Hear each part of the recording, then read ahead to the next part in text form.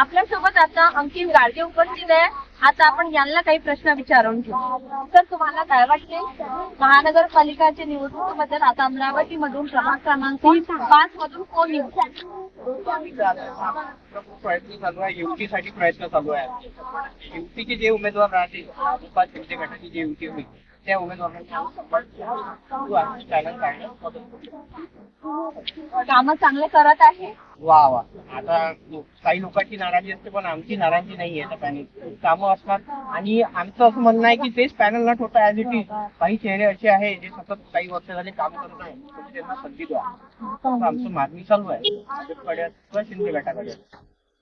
पुष्कळ जनता म्हणते की आम्हाला नवीन चेहरा पाहिजे, असे प्रभाग क्रमांक 5 मधून आम्हाला खूप म्हणत आहे. पण हे काय वाटते, याची अपेक्षा काय वाटते? याला सगळ्यांना वाटते मी नगरसेवक केलं पाहिजे, वाटते सर्वांना. असं नाही ना तुम्ही मागून राहील तुम्हाला तिकीट भेटलं, कामही बोलते ना तुमची. कामं असेल तर तुम्हाला निश्चित तौर पक्ष तिकीट देणार, कारण तुम्ही जनतेसाठीच आहे, जनतेच्या मनाशी आहे. तुमची कामं नसले तरी तुम्हाला तिकीट नाही भेटत, तुम्ही अपक्ष राहा, मला जनता निवडून आली असं तर म्हणणार आहे. यावेळेस प्रभाग क्रमांक 5 मध्ये कोणत्या गोष्टींची जास्त आवश्यकता वाटते तुम्हाला? मुद्दे आहे, सफाईचा मुद्दा आहे, ते रोड आणि नाल्याचा विषय, हे 2-3 मुद्दे मेजर आहे आमच्या.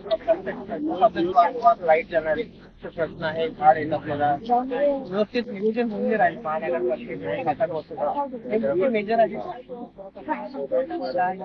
पण आता जे कोणी निवडून येणार ते करणार आहेत का असं वाटते तुम्हाला? आश्वासनं तर सगळे देत आहे.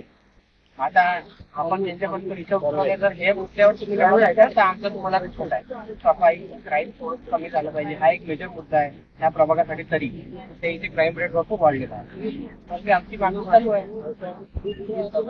धन्यवाद.